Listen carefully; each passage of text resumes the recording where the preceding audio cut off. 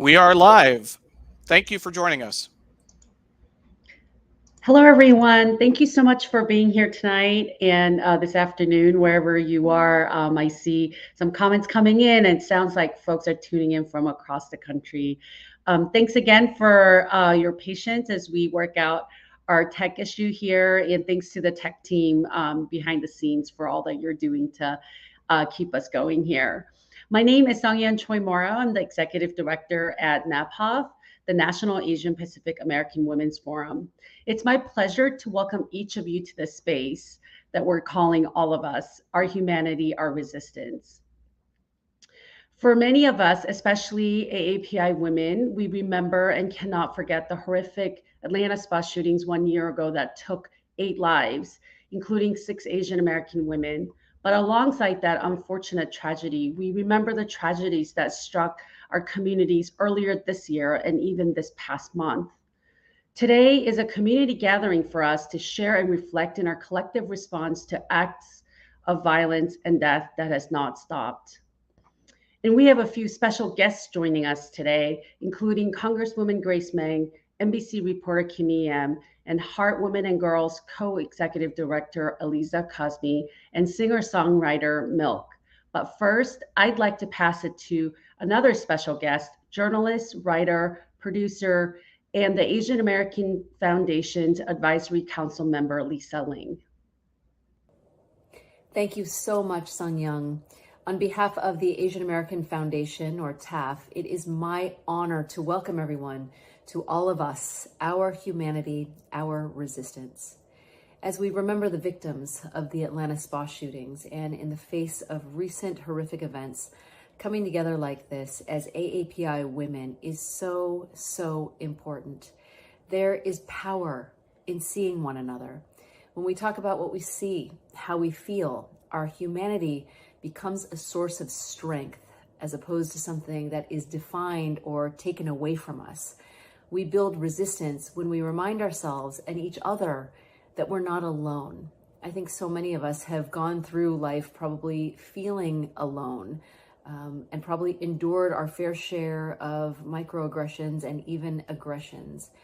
And out of this crisis, something really powerful has happened, which is Asian Americans all across this country have decided that we're not going to take it anymore. We are not going to remain silent. We're going to organize. We are galvanized. We are going to stand together, hand in hand, shoulder to shoulder, and resist. And so while I am not with you in person, I am with you in spirit, because this is our fight. And one of these days, our children and their children are going to talk about this moment when their mothers and their grandmothers and their relatives stood up and declared our belonging in this country and stood up to resist violence and racism in our country. Thank you. Thank you, Lisa, for speaking out and joining us in this fight. It's my pleasure to welcome next singer-songwriter Milk, joining us this evening from New York.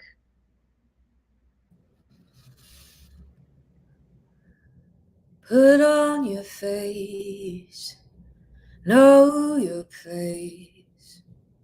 Shut up and smile, don't spread your legs. I could do that, but no one knows me, no one ever will. If I don't say something, if I just lie still, they may see the monster, they may run away. If I let them hear what I have to say, I can't keep quiet, no. I can't keep quiet, no. A one-woman riot, no. Oh, I can't keep quiet for anyone. No, not anymore.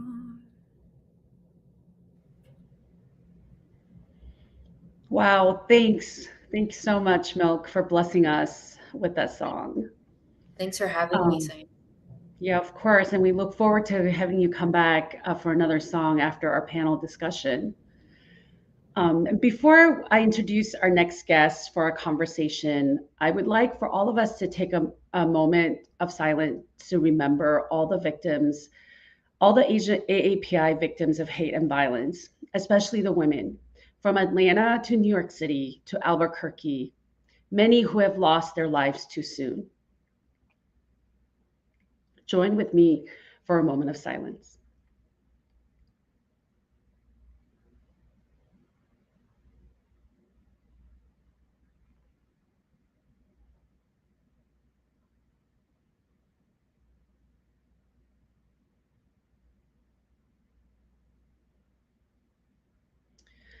Thank you for joining me in that moment of silence. It's my honor to welcome our guests this evening who will be joining me for a special conversation. Congresswoman Grace Meng is currently serving her 5th term in the U.S. House of Representatives, representing the 6th Congressional District of New York, including the borough of Queens. She's the first and currently the only Asian American member of Congress from New York State. Kimmy Yam is a journalist and a reporter at NBC Asian America based in New York. As a journalist, she's committed to writing and furthering the stories of AAPI community and helped launch Huffington Post's Asian Voices in 2016. Elisa Cosme is currently the co-executive director at Heart Women and Girls, an organization working to advance reproductive justice and uproot gendered violence by establishing choice and access for the most impacted Muslims. Elisa's lifelong passion for social justice comes from her lived experience as a daughter of immigrants, a daughter of an educator, and a former educator herself. Thank you all for being here today. I know all of you have so many things going on and so busy, and I really appreciate each of you being in this space with me. And just a reminder for everyone to unmute your mics if possible so we can have a rich discussion here. And, you know, if I'm being honest, last week was really hard as, you know, the 1-year commemoration of the Atlanta spa shooting rolled around. I think, you know, many of us really felt that deeply. But to be honest, these past few months, frankly, the past year, couple years have been really hard. And last week, I was frequently asked to reflect on what it's like, you know, a year since the Atlanta spa shootings, and I say how hard it still is because it's not only about the spa shootings, but since then, more Asian American women were murdered in New York City and Albuquerque, and according to polling that NAPOF commissioned, 74% of Asian American, Native Hawaiian, Pacific Islander women have experienced some sort of harassment or discrimination in the last 12 months. Across the board, South Asian, Southeast Asian, Native Hawaiian, Pacific Islander, not just East Asian Americans. Given all that's going on, I want to start with a really, you know, checking in question. How are you doing? And what are you carrying on your shoulders these days? Let's start with Representative Meng. Thank you so much, Sun Young, and to all of you for your tremendous work. It's such an honor and so comforting to be in the presence of you and everyone here on this call today. I feel incredibly frustrated and impatient and angry about all that has still been happening. And I am so anxious for us to start seeing the fruits of the efforts that are coming out of what our community has been working on. But I am somewhat positive as well, because I think about the progress that has been made in the last year. You know, I was thinking about education, for example, and how a few state legislators have worked on including the teaching of AAPI history in our schools, how state budgets have finally started allocating money to help the most vulnerable in our communities.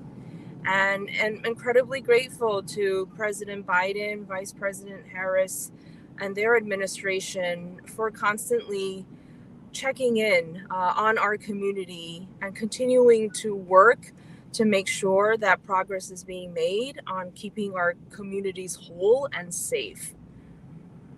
Thank you. What about you, Elisa? Yes, thank you, Sung-Yun, and it's such an honor to be here with this amazing panel. You know, I definitely share the Congresswoman's frustration. I think that it's just completely unacceptable that we are seeing this trend. I feel a sense of, aren't women going through enough overall, from just the lack of affordable childcare, losing jobs, you know, the impending overturning of Roe v. Wade.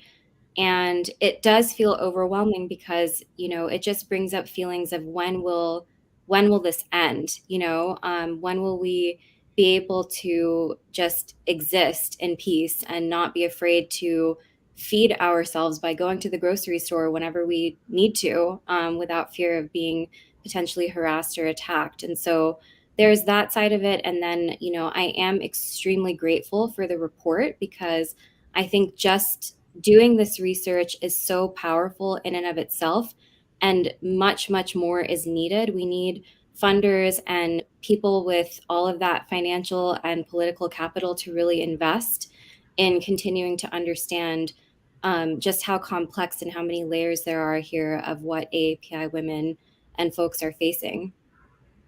Thank you. And Kimmy, how about you? Yeah, first off, thank you so much for having me. And I'm so happy to just see everyone's beautiful faces here on screen, even though we're not in person. I think that in itself makes me just feel better. But, you know, as a reporter, I think generally it's really healthy for us as Asian women, when we are constantly traumatized, to take a second away from a lot of these images and a lot of this news. But for me, I think I don't necessarily get that because of just what this line of work is. And so I've been kind of trying to dig deep and figure out, you know, what this overall purpose and what my work really means and what it means to move the community forward. Because as Asian American women and as children of immigrants and children of people who come from a community that has not gotten the attention that it's needed, I think a lot of times we get our hearts broken over and over, and we collect those shards and we try to forge ahead. And that strength is something that we kind of gather, I think, from a lot of the women around us. And because of that, I think that in this time, I've started thinking a lot more about my interpersonal relationships and just trying to, you know, repair those relationships with family members, making sure I'm okay with my mom, and making sure I understand, you know, where her trauma comes from, because obviously not all of this started in this generation. Making sure I respect my sister, I love her in the way that she deserves to be treated, and honoring all the Asian American women around me. I think that in our lines of work, we often think about, you know, this movement in this macro scale. And, you know, after a while, it kind of occurred to me that it just doesn't really mean anything unless we are really there for each other on a really personal level and treat each other well, so that we have this love to forge ahead. And so this is also why something like this is so important to me. And so, yeah, I think that that's kind of what I've focused my mind on, so that I am able to kind of do more work and move the community forward. Thank you. Thank you all for sharing so deeply and, bringing so many perspectives and how you've, managed and survived and thrived in this last year and continuing to champion such important work for our community from your perspective places. For the next few questions, I want to ask individual questions because, you all are doing such amazing work and want to really have a deeper conversation here. And so first question is to Kimmy. I actually want to really thank you for your work. We've talked a few times and, anything you write, I'm just like, thank God there's a voice out there that's telling, the bigger story, the more complex story. And, I still remember the day of the Atlanta spa shooting, you had published a story about how anti-AAPI hate disproportionately affects AAPI women, and yet no one is talking about it. I remember reading that article and then the news broke. And I have to say that, when the Atlanta spa shooting story broke and its aftermath, I can't thank you and other Asian American women journalists enough who gave voice and visibility to so many of our stories. The narrative could have gotten stuck in the narrative about it being about COVID-related violence, but you and so many others speaking up about your personal stories and how we need to understand this in the broader systemic understanding of how Asian American women in particular are targeted and discriminated against in the US. Just thank you so much for bringing that lens. So my question to you is, as you continue to cover stories of and in our community, what's striking to you, especially right now, 2 years into this pandemic with AAPI women experiencing discrimination and harassment at unprecedented rates? Thank you so much for your kind words, Sung-Yun. I love this panel already. I just want all the compliments all day. But I think it's been really interesting and illuminating because covering this so often, I think that it forces us to really interrogate every single side of this issue. And I think one of the biggest things that really stands out to me at this moment is that oftentimes that social conversation or those narratives on social media don't necessarily match up with what's going on the ground from what experts, social scientists, advocates, and also, legislators have all told me. It is a little bit different from a lot of the, emerging narratives online. And so it's taken a little bit to parse through what that is. But I definitely want to stress one of the biggest takeaways in a lot of this is that there are a confluence of factors that have contributed to a lot of the violence that we've been seeing. First off, and as you kind of mentioned, that when we're looking at violence against Asian women and Asian American women, the roots of that are so deep. It starts from, the Chinese Exclusion Act and then the Page Act, which really barred Asian women from coming to the US on the grounds that, people thought that we were prostitutes and that immigration officers had the discretion of to determine whether we were morally okay to enter the country. And a lot of these ideas were perpetuated throughout history, particularly with US imperialism and the occupation, US occupation in Asia and the Pacific.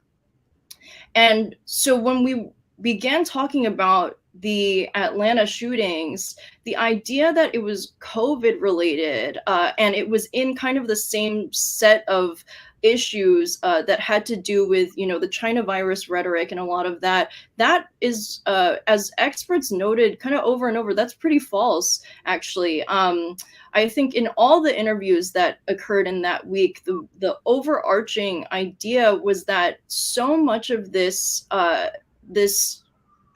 idea that Asian women are objects for either white men or just men in general, and that they are helpless and are easier to take advantage of, that is so deep that we can't pin it to COVID. And so it's important to treat it as a really systemic issue. And I think that when we survey kind of the violence and overarching, I guess, challenges that the Asian American community is going through right now, I think it's important to understand that advocates across the community have consistently noted that so many of these issues preceded the pandemic by quite a bit. We're looking at, you know, a pandemic that has inflamed a lot of this economic insecurity, and then also has brought a lot more attention to the Asian American community, and also these anxieties that Asian American women are going through, but they've always existed. And so I hope, you know, in moving forward, and as we talk about a lot of the issues that are happening, I think that people have really stressed that it's important to be specific about what we're dealing with, whether or not you know, a attack is a hate crime, whether it's related to the fetishization of Asian women, whether it's related to housing insecurity. You know, it's important to be specific because all of these issues require different solutions. And there are so many different things that are happening. And so, you know, nothing when it comes to marginalized communities is so simple. And so hopefully we can think of things in more complicated terms, and understand that it's not kind of an A equals B situation, that there's so much more that's going to go into it. Thank you so much for that. And that's why we need your work, your continued work, to continue to tell our stories in the various ways. So appreciate it. And Representative Meng, a year ago, it's quite almost to the day a year ago, you joined Ai-jen Poo of National Domestic Workers and I for a heartfelt conversation about how we were feeling reeling from the news of the Atlanta spa murders. Thank you for your leadership and all that you've done to continue to make our community's concerns being seen and heard by the Biden administration and Congress. I would love to hear a bit about what you're seeing and hearing from your constituents regarding how they have faced or been victims of anti-Asian hate crimes where you are. Yeah, and first, I also want to give a plug to journalists like Kimmy. You know, during these past few years, the chances that I had to talk to her about any given topic was very therapeutic for me. And people like Kimmy has been a voice for our whole community, but literally at times, even if it's just on social media, have sort of verbalized out loud my thoughts, which I wasn't even eloquent enough to be able to put into words. And it's been really healing for me. So thank you for your work. And to Sung-Young, I remember that panel and that conversation we had so clearly. And that was sort of such an awakening for me, not just professionally, but personally. I think during that conversation and after the Atlanta tragedy, I kind of thought for the first time about some of the ways that I was dealing with my own family's, immigrant path to this country, and how sometimes I was embarrassed about my family's, upbringing and experiences. But the lives of those women in Atlanta made me realize that, our community stories are just as American and patriotic as anyone else's. And what's really been difficult, I think, for me, is trying to bridge the gaps of the wide spectrum of responses from my constituents. Mm-hmm. And in the past few days, I've actually had the opportunity to have conversations with them, some parts of the community, while they were all in the room together. I have constituents and community leaders who want a stronger response and more investment in law enforcement. I have constituents who were in the room who understood the need for more investment into programs and resources for both our communities and perpetrators of these incidents. And we've been able to, in the past few days, have really frank and open, honest conversations that there's not one solution alone that is going to help heal our community and solve these problems.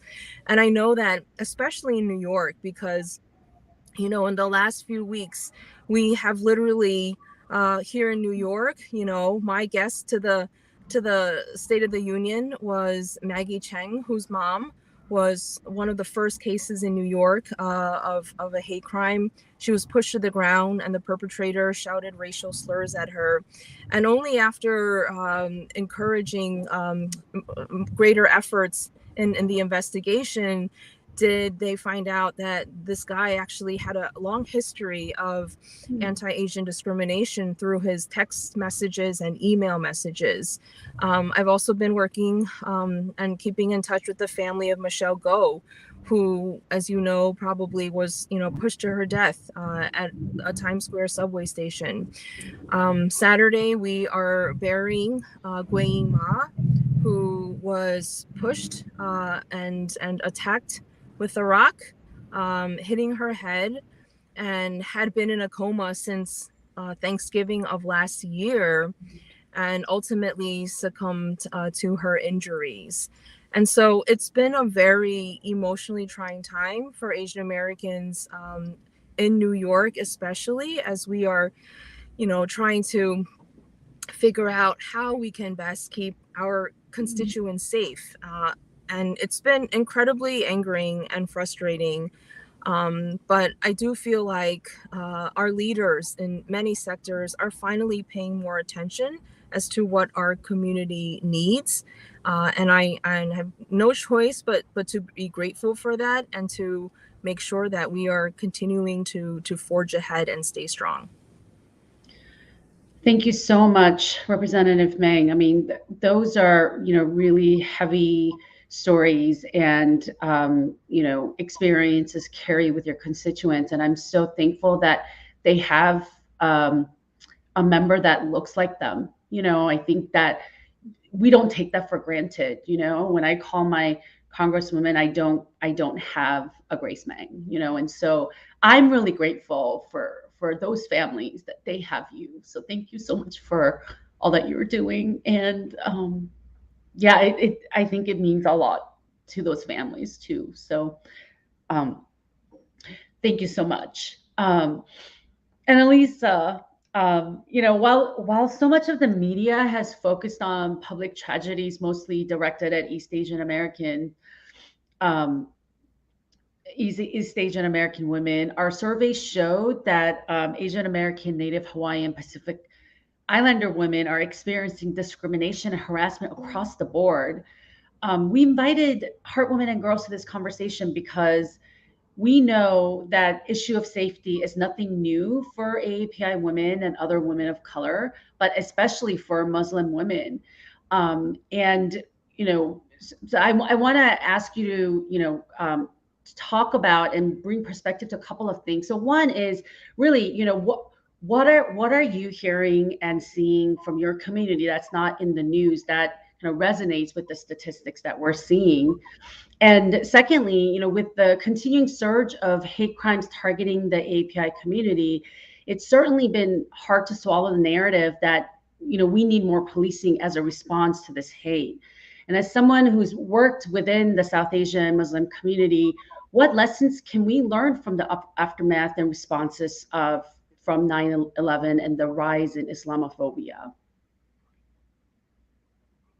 Yes, thank you so much for this question. I really appreciate it. Also, being a second generation Pakistani and Muslim American myself, I was born in San Francisco in the supposedly liberal bubble of the Bay Area. But, to your first point, I think that, as Kimmy was sharing earlier, there is a really real gendered aspect of this issue of anti-AAPI hate. And similarly, what we see as Heart is ongoing gendered Islamophobia, where obviously Muslims and people who are perceived to be Muslim have been experiencing Islamophobia, and there is a unique kind of an impact for people with uteruses and people who are not basically cisgender heterosexual men, because again there's various stereotypes and problematic narratives that some of us are maybe easier targets. And,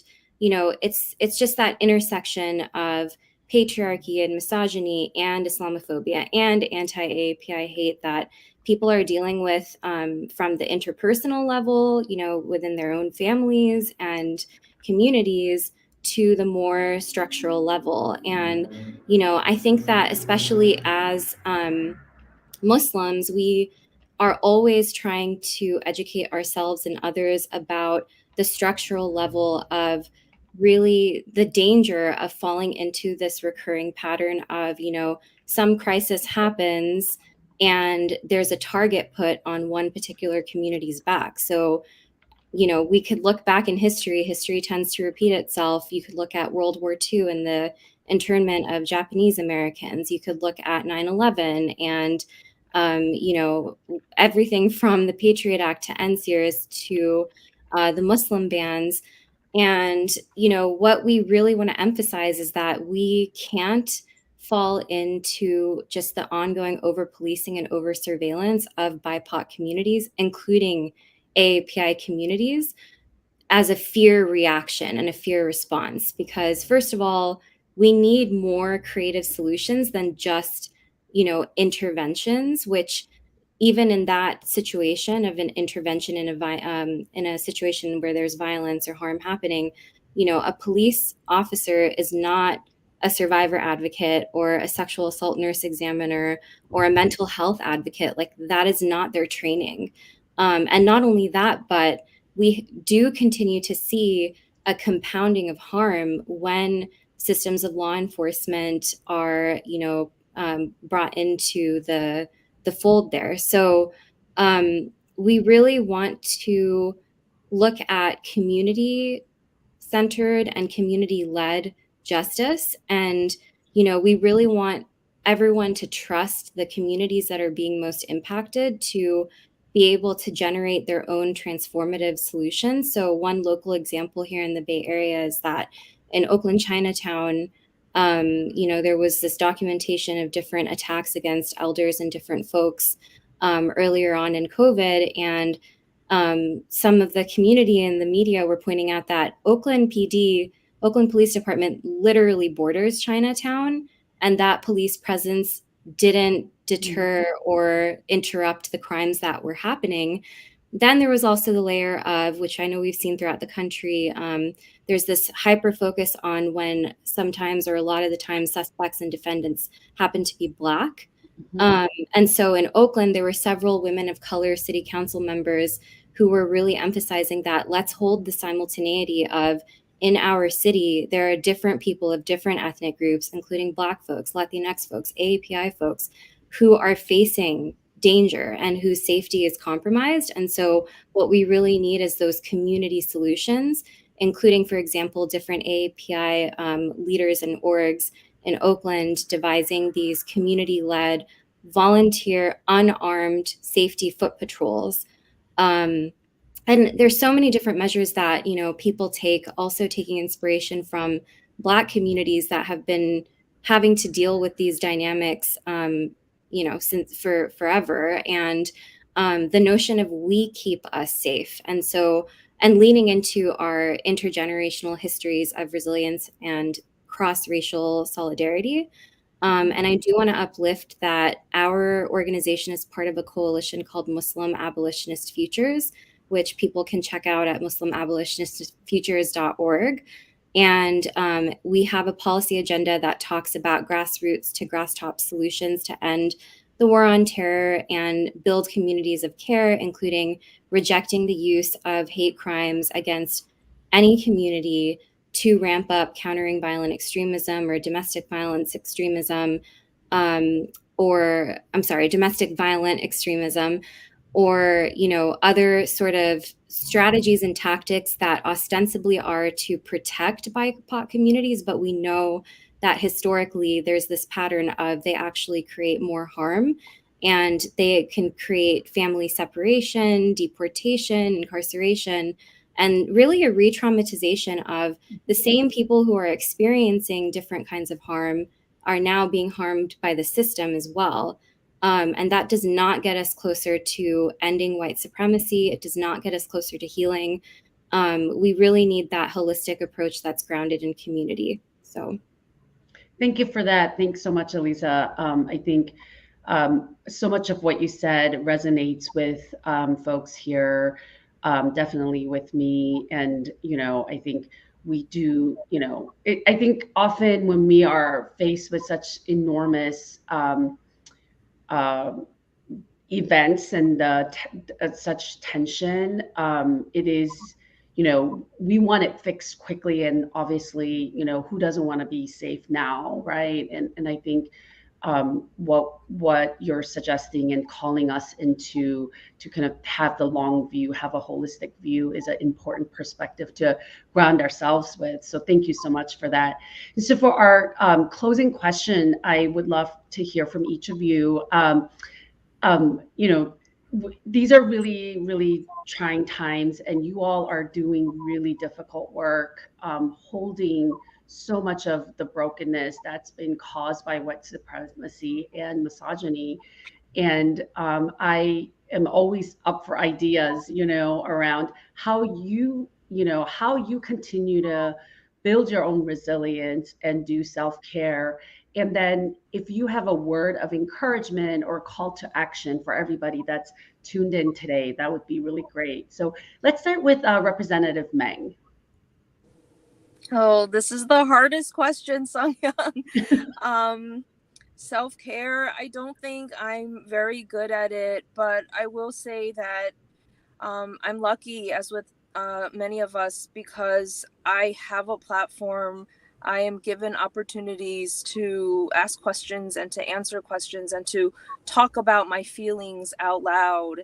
And I'm thankful for that, because it's incredibly healing. And that's not something that's necessarily easy in many AAPI cultures and families. It's still hard for me to talk about it with my own mom, right? Many of us are sort of expected to just keep our head down and just do the work, no whining, no complaining, no feelings.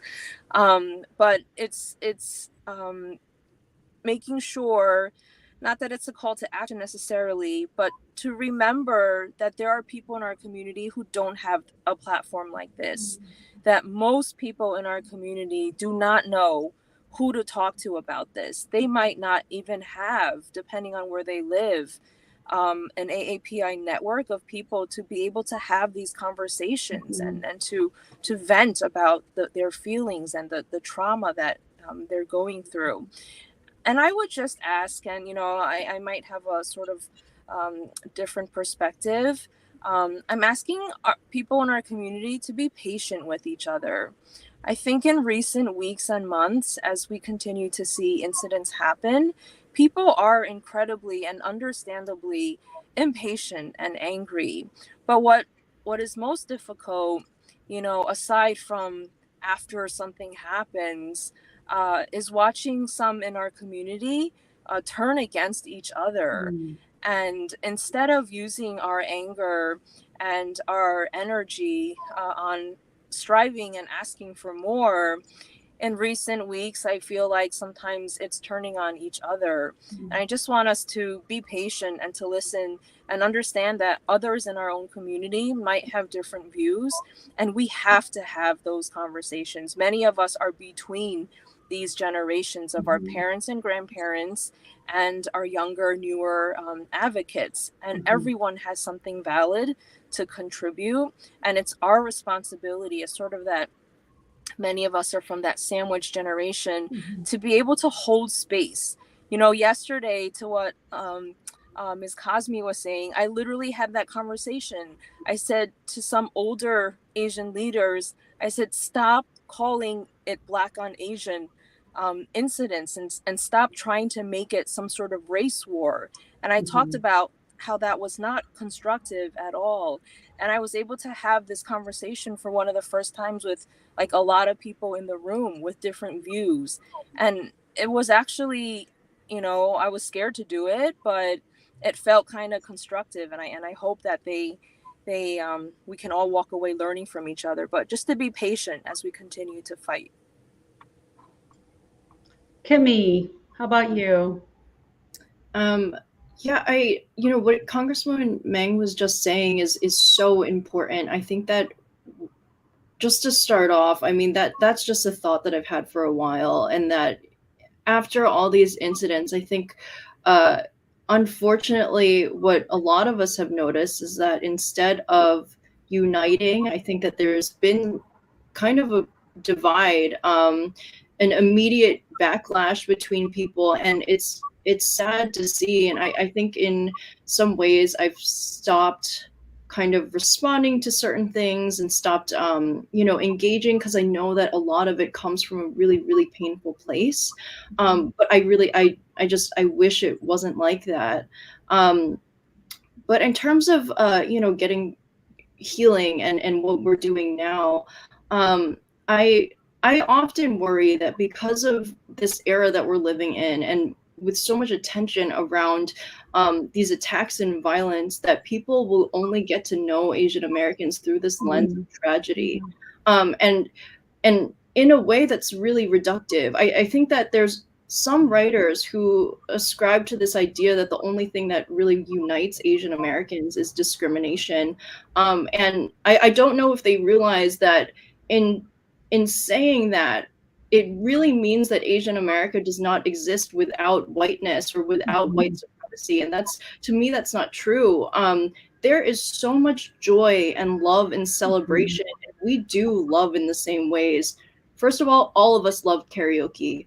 And second of all, we do place community so high in our hearts, and the ways in which we are able to lean on each other, and the ways that I see, my Asian American friends and sisters all come together, I think that that is so beautiful. And so if we, I think that we can just really lean into celebration as a form of healing. And sometimes it's difficult for us because as Asian women, as I mentioned before, we are so trained to hold so much in our hearts so that we can make it and forge ahead. In Chinese, we have something called 吃苦, which is eating bitterness. And we think that when we do this, that's how you're going to make it in life. And that is a sign of strength. But in a lot of ways, we don't value the other aspects of life. And in doing that, in embracing our joy and embracing things beyond the tragedy, I think that we are, we can appreciate all aspects of the community, and we're not reducing ourselves to pain. And I think, so I guess like my call to action is for everyone to embrace that part and, feel happiness and do what really makes them happy, because we really are much more than just tragedy and much more than violence. We are love and resilience and all these other things that I think that we haven't fully sufficiently recognized enough. Thank you for that. I needed to hear that. Thank you. And Elisa, please close us out. Sure. Thank you so much again for bringing us together. And, I really just want to echo what Kimmy and Congresswoman Ming were saying.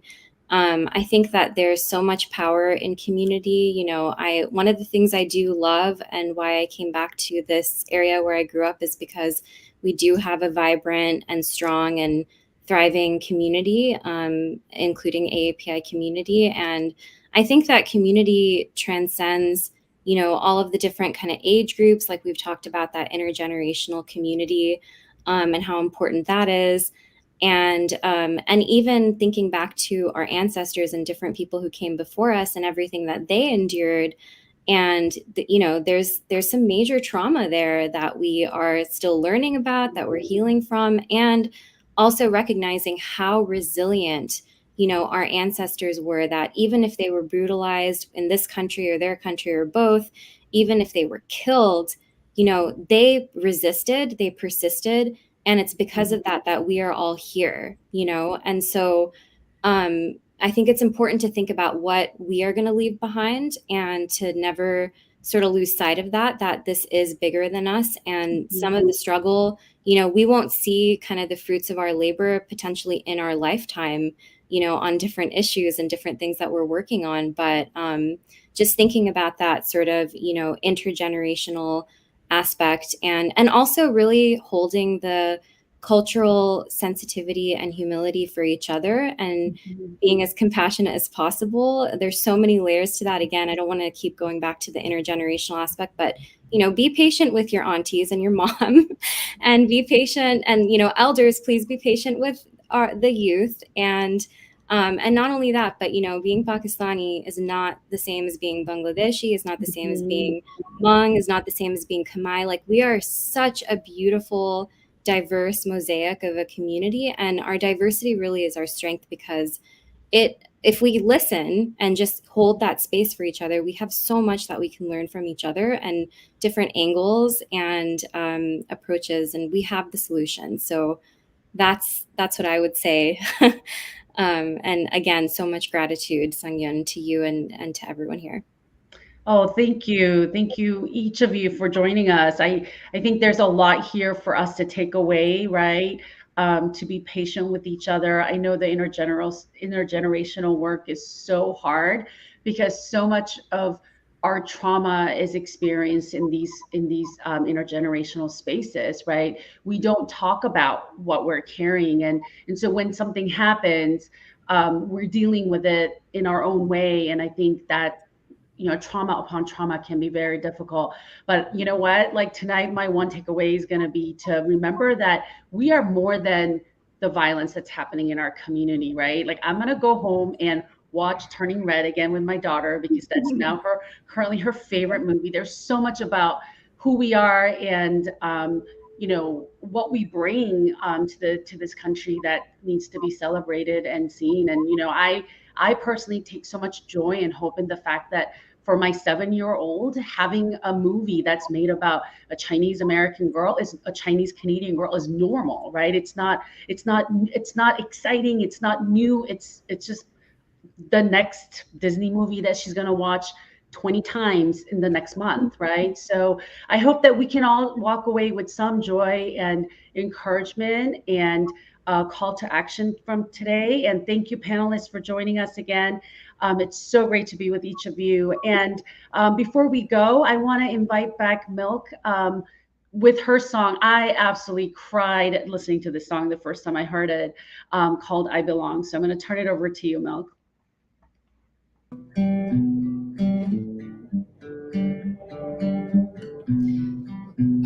Thank you for all the powerful words, to Kimmy, Sung-young, Elisa, and Congresswoman Meng. That was incredible. I loved that last question. And it reminds me, when Kimmy was talking about celebration, it reminds me of Lupe Fiasco. He was on I think it was a Clubhouse chat during lockdown a little bit ago, and he was talking about how communities of color could come together, and perhaps when we find moments to come together outside of conflict, commerce, or crisis, and instead go to celebration. And I find it interesting because all of those words start with the word see. So I think it's a nice reminder.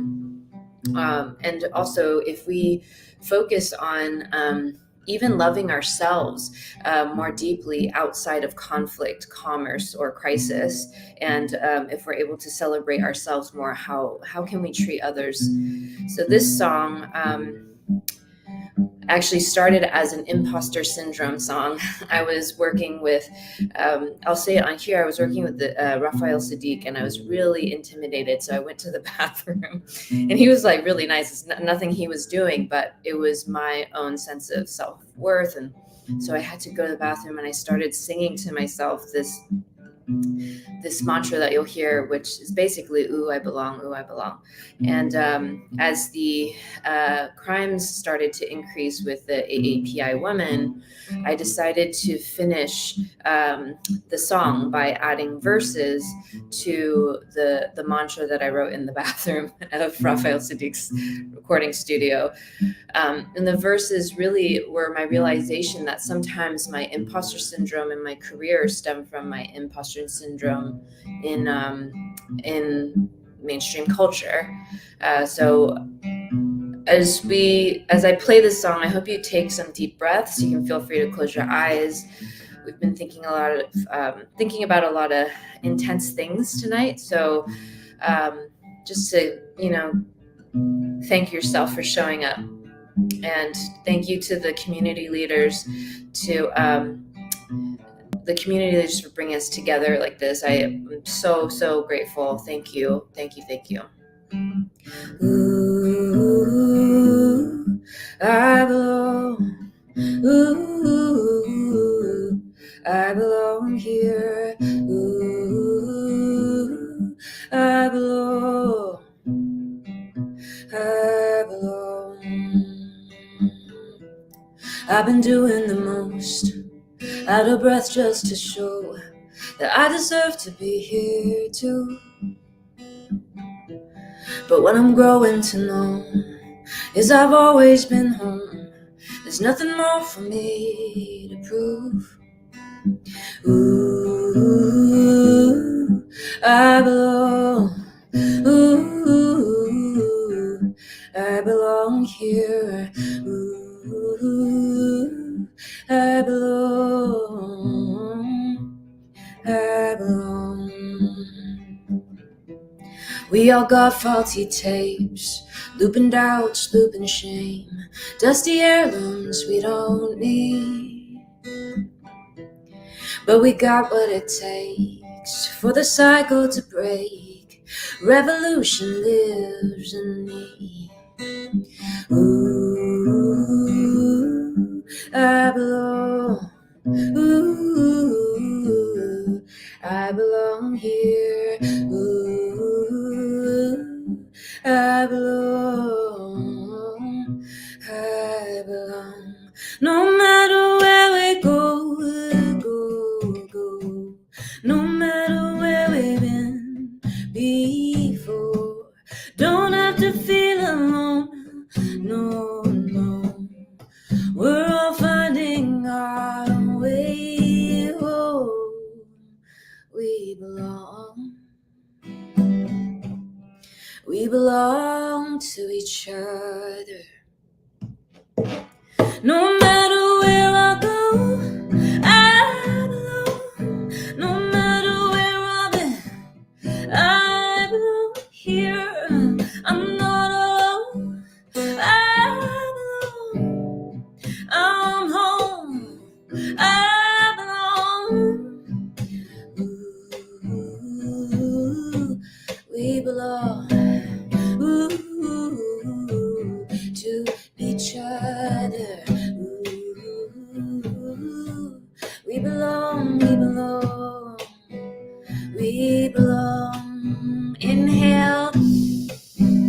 Ooh, exhale. And inhale.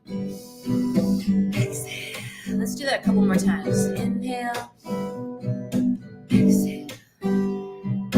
Inhale. You belong.